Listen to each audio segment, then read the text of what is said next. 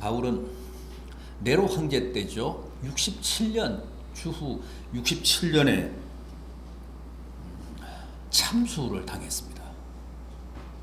목배임을 당해서 순교했습니다.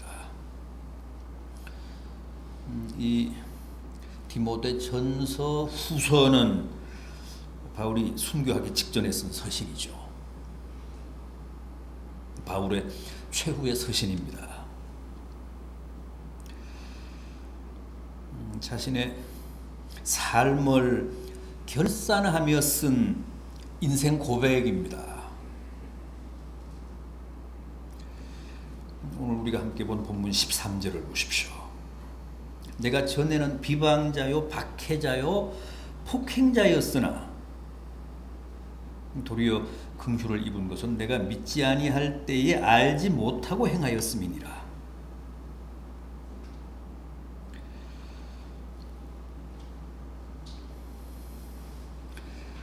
자기가 전에는 비방자고 박해자고 폭행자였다고 합니다. 그리고 그렇게 비방자, 박해자, 폭행자였을 수밖에 없었던 것은 믿지 아니할 때 알지 못했기 때문이라고 합니다. 믿지 않고 살고 알지 못하고 살 때 예수 그리스도에 대해 또 그리스도인에 대해 주님의 몸된 교회에 대해 자기가 비방자고 박해자고 폭행자였다는 겁니다. 그러니까 믿지 않음, 즉 불신과 알지 못함, 즉 무지 때문에 그렇게 비방자, 박해자, 폭행자로 살 수밖에 없었다는 겁니다. 맞습니다. 지금도 많은 사람들이 이 불신과 무지 때문에 비방자, 박해자, 폭행자로 살고 있습니다.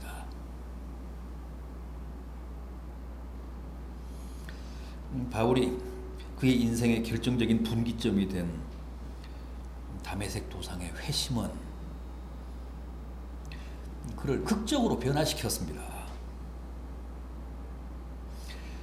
바울은 오늘 이 본문을 통해서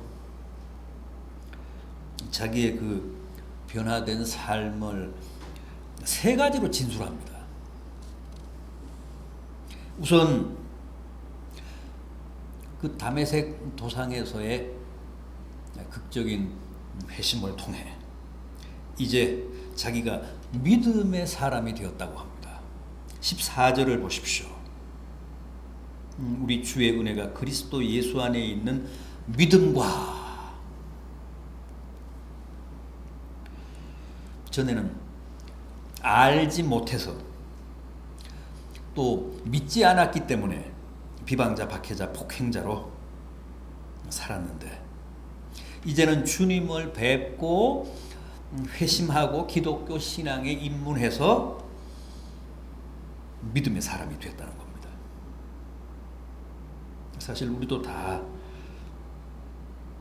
그런 사람들이었는데 이제는 믿음의 사람들로 살아가고 있지 않습니까?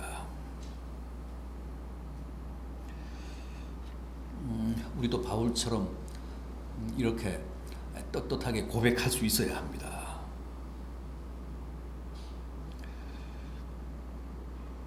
믿음은 더 이상 말이 아닌데 믿음은 생활이고 삶인데 우리에게는 아직 바울과 같은 그런 육화된 믿음이 없기 때문에 당당하게 내가 이제 믿음의 사람이 되었다고 고백하기가 참 민망합니다.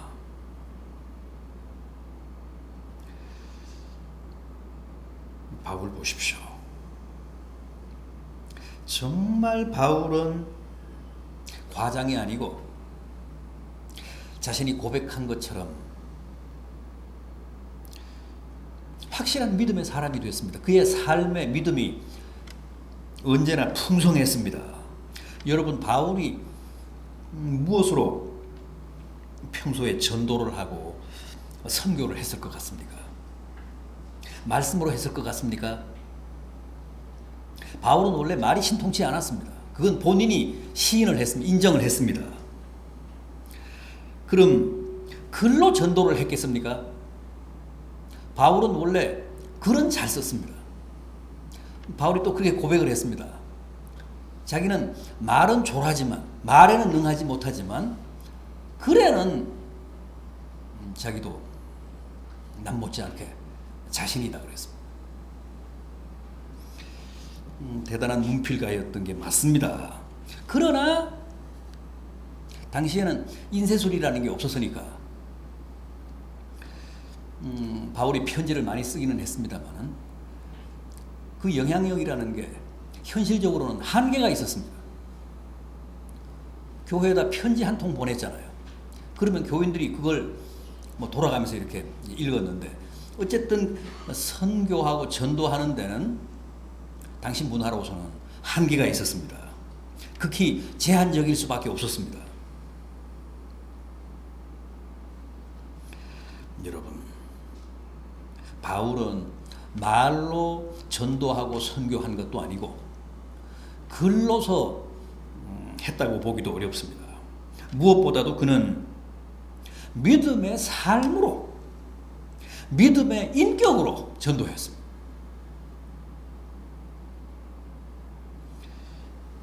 잘 아시는 대로 바울은 평생 몸을 찌르는 가시를 안고 살았습니다. 아마 간질이었을 겁니다. 저는 그렇게 믿습니다. 자기가 자기 몸을 찌르는 가시라고 고백한 병은 간질이었을 가능성이 가장 큽니다. 또 전승에 의하면 바울은 키도 뭐 크지 않았습니다. 저만했습니다. 또 허리도 굽었습니다. 외모가 별로였다는 겁니다. 또 고생도 많이 했습니다. 40에 하나 감한 매를 무려 5번이나 맞았습니다. 돌에 맞기도 하고 굶기도 하고 하여간 별별 고생을 다 했습니다. 그러다가 결국은 마지막에 목베임을 당해 죽지 않았습니까? 그러나 그는 그 처절한 삶을 통해, 그 처절한 자신의 생애를 통해 온 몸으로, 삶으로 주님을 증거했습니다.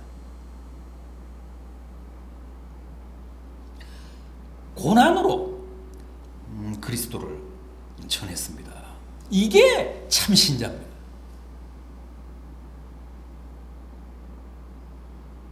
주님이 말세에 믿는 자를 보겠느냐 그랬죠. 참 무서운 말씀인데 무슨 뜻일까요? 말세로 갈수록 말로는, 입으로는 믿는다고 하지만 몸으로, 삶으로 믿는 사람들이 희소해질 거라는 겁니다.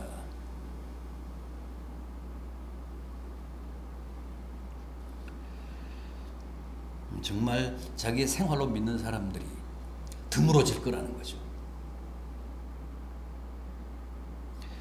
여러분, 우리도 바울처럼 우리의 삶에 믿음이 넘쳐야 합니다.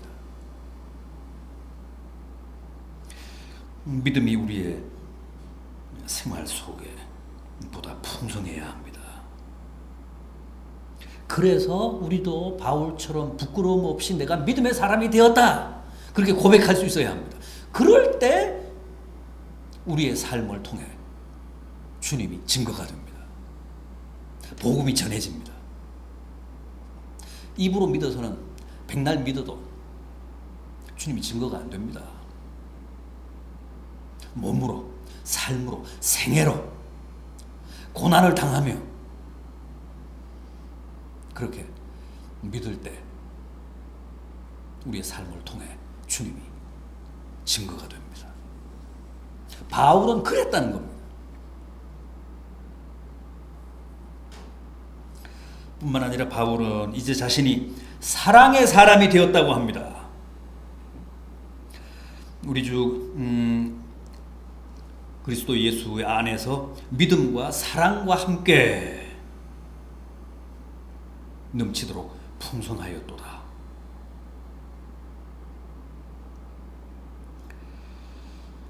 자기는 믿음과 함께 풍성한 사랑의 사람이 되었다고 고백합니다. 원래 바울은 증오의 사람이었습니다. 그래서 스데반을 살해할 때도 앞장서서 돌을 던졌습니다.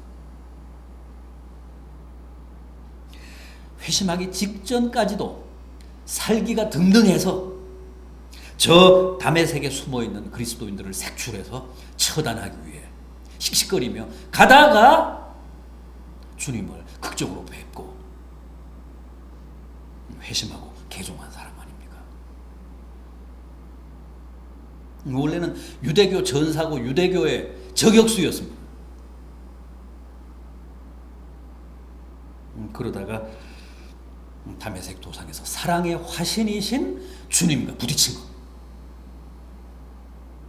그때부터 바울은 가장 확실한, 가장 철저한 주님의 분신으로 살았고 사랑장인 고린도전서 13장을 쓴 사랑의 사도가 됐습니다.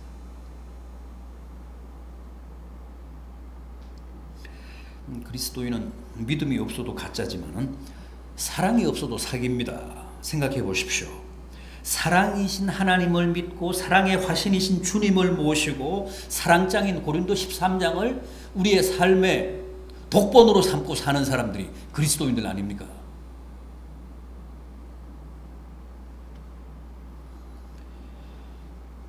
그런데도 사랑이 없다면 어떻게 되는 겁니까? 사랑은 그냥 미움과 시기와 질투와 증오로 가득 차 있다면 그 사람이 어떻게 그리스도인일 수 있습니까? 성경은 목숨을 다하고 성품을 다해 하나님을 사랑하라고 하고 또 이웃을 사랑하라고 했습니다.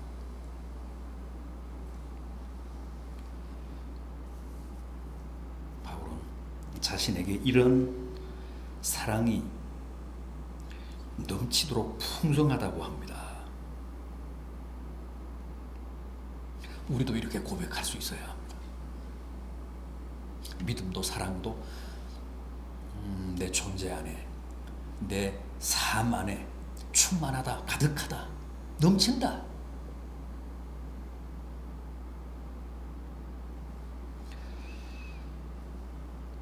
뿐만 아닙니다. 바울은 자기가 이제 그리스도 예수의 충성된 직분자가 됐다고 합니다. 전에는 유대교 전사였는데 이제는 그리스도 예수의 충성된 직분자가 됐다. 12절 보십시오. 나를 능하게 하신 그리스도 예수 우리 주께 내가 감사함은 나를 충성되이 여겨 내게 직분을 맡기심이니. 여러분, 우리에게는 구원이 전부가 아닙니다. 구원은 기본이고 출발에 불과합니다. 주님은 결코 우리를 구원하신 것으로, 우리를 구속하신 것으로 만족하시지 않습니다. 우리에게 직분까지 맡기시고자 합니다. 우리를 통해 당신의 뜻을 이루고자 하십니다. 주님은 아직 이 세상에서 하실 일이 많습니다. 그런데 직접 하시는 게 아니라 당신이 택하신 우리를 통해 그 일을 하시고자 하십니다.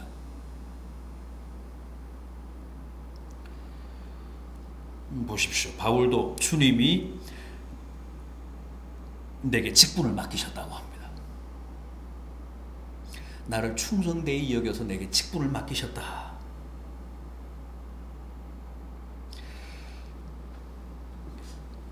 우리 교회도 이런 분이 있으면 얼마나 좋을까요? 저는 아직도 내게 직분을 맡겨서 감사하다 그러는 사람 못 봤습니다. 여러분 그러신 적 없잖아요. 다 부담스러워하고 안 한다 그러고 핑계대고 그러지. 내게 직분을 맡겨주셔서 감사합니다 하는 사람을 보지를 못했습니다. 바울은 보십시오. 그 못났는데도 그 비방자고 박해자고 폭행자였는데도 충성되게 여겨서 직분을 주셨다고 이렇게 감사한다고 합니다. 이 정도는 돼줘야죠.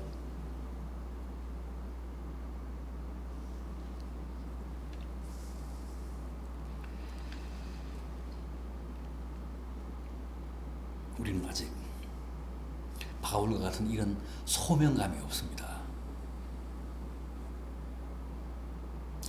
그래서 직분자로서의 어떤 자부심이나 긍지가 없습니다. 부담만 될 뿐입니다.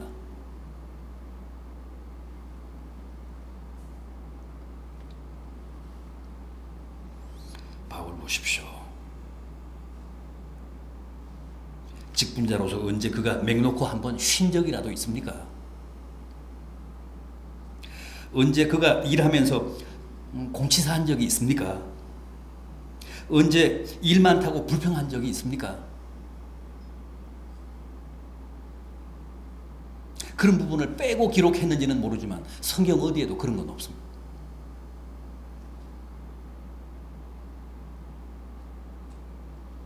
부디 나 같은 사람에게도 하나님이 직분을 맡기신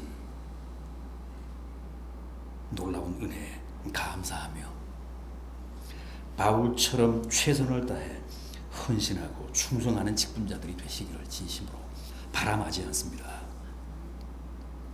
이제 바울이 결론을 내립니다. 왜 하나님이 자기 같은 비방자, 박해자, 폭행자에게 구원을 베푸셔서 믿음의 사람, 사랑의 사람, 충성된 직분자가 되게 하셨는지를 밝히고 있습니다. 왜 그렇게 하셨다고 합니까? 본이 되게 하시려고 그렇게 하셨다는 거예요. 16절을 보십시오. 내가 긍휼을 입은 까닭은 예수 그리스도께서 내게 먼저 일체 오래 참으심을 보이사 후에 주를 믿어 영생 얻는 자들에게 본이 되게 하려 하심이라. 무슨 얘기죠? 나를 보라는 겁니다.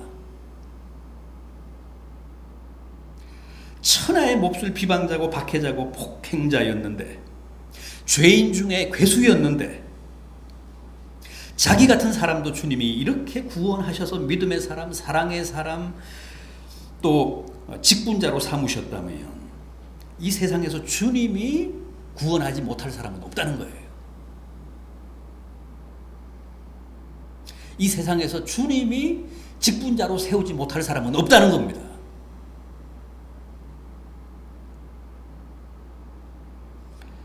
주님은 그 어떤 죄인도 다 구원하실 수 있고 그 어떤 사람도 다 당신의 신실한 직분자로 세우실 수 있다는 사실을 깨닫게 하기 위해서 자기를 모델로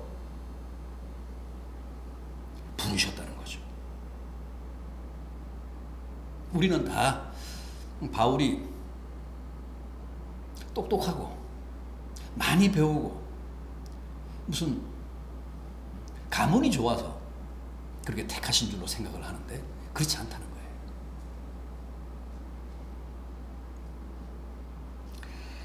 잘난 사람의 본이 아니라 못난 사람의 본을 삼기 위해서 주님이 자기를 부르셨다고 합니다. 그래서 자꾸만 자기는 비방자였다, 천하의 박해자였다, 폭행자였다라는 사실을 강조하고 죄인 중에 괴수였다는 이력을 밝히는 겁니다.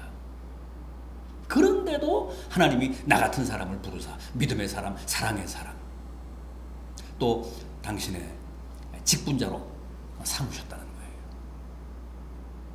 그런 자기를 보라. 자기보다 늦게 예수 믿는 사람들에게 본을 삼으시기 위해 주님이 자기를 택하셨노라고 고백하고 있습니다. 다음은요, 하나님을 찬양하고 하나님께 영광 돌리게 하기 위해 자기를 믿음의 사람, 사랑의 사람, 그리고 직분자로 세우셨다고 합니다. 마지막 17절 보십시오. 영원하신 왕 곧 썩지 아니하고 보이지 아니하고 홀로 하나이신 하나님께 존귀와 영광이 무궁하도록 있을지어다.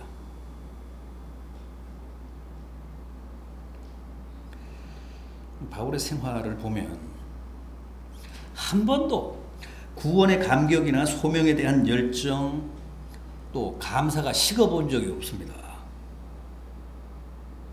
그는 언제나 하나님을 찬양했고 감사했고 하나님께 영광 돌렸습니다. 그것을 위해 하나님이 자기를 부르셨다는 사실을 투철하게 인식하고 있었기 때문입니다.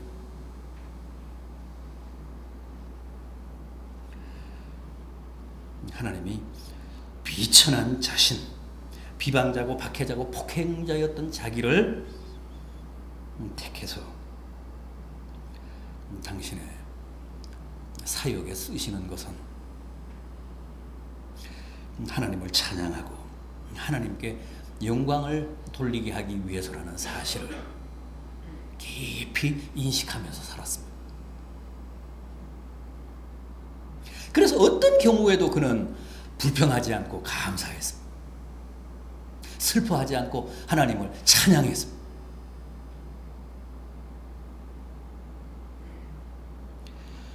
여러분, 우리 그리스도인들의 삶의 궁극적인 목적은 하나님을 기쁘시게 하는 데 있습니다. 하나님을 영화롭게 하는 데 있습니다. 하나님의 성호를 찬양하는 데 있습니다. 주님의 구원과 소명의 은혜를 찬양하며 감사하며 영광 돌리며 사십시오. 우리는 오늘 이 바울의 고백을 들으면서 다시 한번 내 존재의 의미와 내 삶의 목적을 확인할 수 있었으면 좋겠습니다.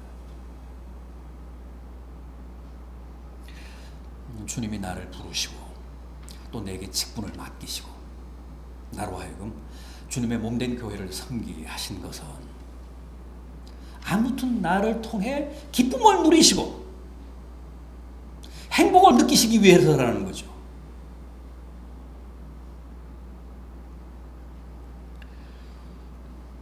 바울은 적어도 그런 의식에 투철했습니다.